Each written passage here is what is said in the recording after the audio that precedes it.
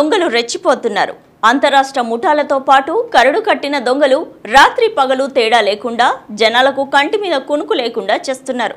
ఒకటి కాదు, రెండు కాదు, గడిచిన వారం రోజుల్లోనే లెక్కకు మించి దొంగతనాలు, దాడులు, దోపిడీలు జరిగాయి. తాజాగా రంగారెడ్డి జిల్లాలోని తుర్కి అంజాల్లో చాక్లెట్ కంపెనీ యజమాని ఇంట్లో దొంగతనానికి ముగ్గురు వ్యక్తులు ప్లాన్ చేశారు. అబ్దుల్లాపూర్ మెట్ మండలం బ్రాహ్మణపల్లి గ్రామానికి చెందిన బోగిని జంగయ్య, మన్సూరాబాద్కి చెందిన శేఖర్ రెడ్డి, ఎన్డి మహమూద్లు ముగ్గురు కలిసి ఈ కుట్ర చేశారు. శ్రీరామ్ నగర్లోని తిరుమనతురై ఇంట్లో 950 కోట్ల నల్లధనం ఉందని తెలుసుకుని దానిని దోచుకోవాలని చూశారు. ముగ్గురు కలిసి పథకం వేసి కరెన్సీ నోట్లకు బదులు నల్ల కాగితాలు పెట్టడానికి ప్లాన్ వేశారు. ఈ నెల 10వ తేదీన అర్ధరాత్రి 1 గంటకు చాక్లెట్ కంపెనీ ఓనర్ ఇంట్లోకి ప్రవేశించారు. మెయిన్ డోర్ని ఆయుధాలతో ధ్వంసం చేస్తుండగా శబ్దం రావడంతో అప్రమత్తమై సీసీ కెమెరాలు పరిశీలించాడు ఆ ఓనర్. కొందరు ఆగంతకులు మెయిన్ డోర్ పగలగొట్టడానికి ప్రయత్నిస్తుండటంతో డయల్ 100కి ఫోన్ చేసి విషయం చెప్పాడు. వెంటనే ఘటనా స్థలానికి పోలీసులు చేరుకోవడంతో నిందితులు అక్కడి నుంచి పరారయ్యారు. సీసీటీవీ ఫుటేజ్లను పరిశీలించి పోలీసులు నిందితులను అదుపులోకి తీసుకున్నారు.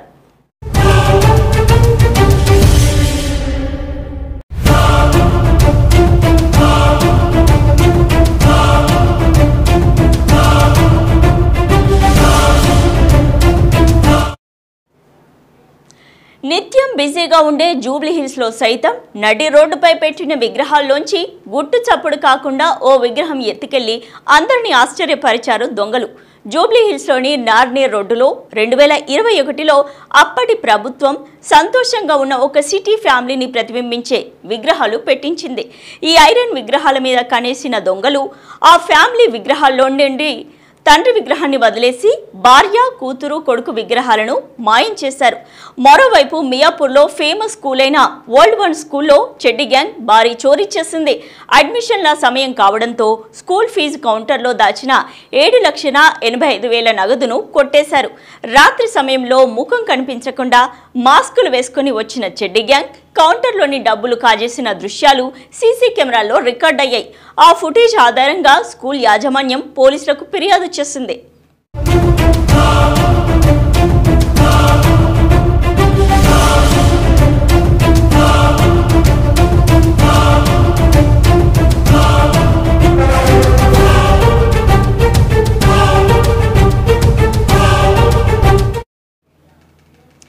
దొంగలు సామాన్యులు, సంపన్నులనే కాదు, ఉన్నతాధికారులను కూడా వదలడం లేదు. ఏకంగా కలెక్టర్ ఇంట్లోనే దొంగతనం చేశారు. భూపాలపల్లి జిల్లా ఏటూరు నాగరం మండల కేంద్రంలో నివాసం ఉంటున్న ఖమ్మం అదనపు కలెక్టర్ నూతి మధుసూదన్ ఇంట్లో దొంగలు పడి విలువైన వస్తువులను ఎత్తుకెళ్లారు. జిల్లా స్థాయి ఉన్నతాధికారి ఇంట్లో దూరి దోచుకునేందుకు కూడా జంకడం లేదంటే రాష్ట్ర హోంశాఖ పనితీరు ఎంత స్ట్రిక్ట్గా ఉందో అర్థం చేసుకోవచ్చంటున్నారు సామాన్యులు. మరోవైపు హైదరాబాద్లోని వెంగళరావు నగర్లో జాషువా అనే హాస్టల్ ఓనర్ని 2 వ్యక్తులు ఫోన్ చేసుకోవాలంటూ ఫోన్ అడిగారు. ఫోన్ చేతిలోకి రాగానే పారిపోవడానికి ప్రయత్నించిన 2 దుండగులను హాస్టల్ యజమాని వదలకుండా గట్టిగా పట్టుకున్నాడు. దొంగలు అతడిపై దాడి చేసి కత్తి చూపి బెదిరించిన హాస్టల్ యజమాని వారిని వదలలేదు. ఇది గమనించిన హాస్టల్లో ఉండే యువకులు జాషువాకు సహాయం చేసి పోలీసులకు ఫోన్ చేసి దొంగలను పట్టించారు. నగరం నడిబొడ్డులోనే ఇలా ఉంటే శివార్ల పరిస్థితి మరింత దారుణంగా ఉంది.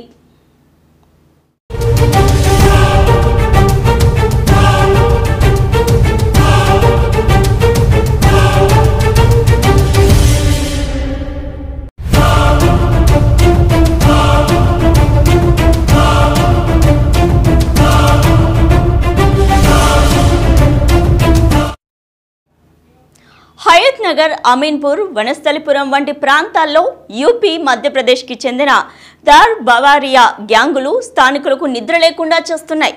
పగలంతా ఆటోలో రెక్కి నిర్వహించి రాత్రి వేళల్లో ఇంట్లోకి చొరబడి దోచుకుంటున్నారు. ఇంట్లో ఉన్న విలువైన వస్తువులను దోచుకుని అల్లరి చెలరేగకుండా ఇంట్లో వారిని క్రూరంగా చంపేసి పారిపోతున్నారు. ఇప్పటికే దీనికి సంబంధించిన దృశ్యాలు, సీసీ కెమెరా వీడియోలను పోలీసులు విడుదల చేశారు. సోషల్ మీడియాలో సైతం అవి వైరల్గా మారాయి.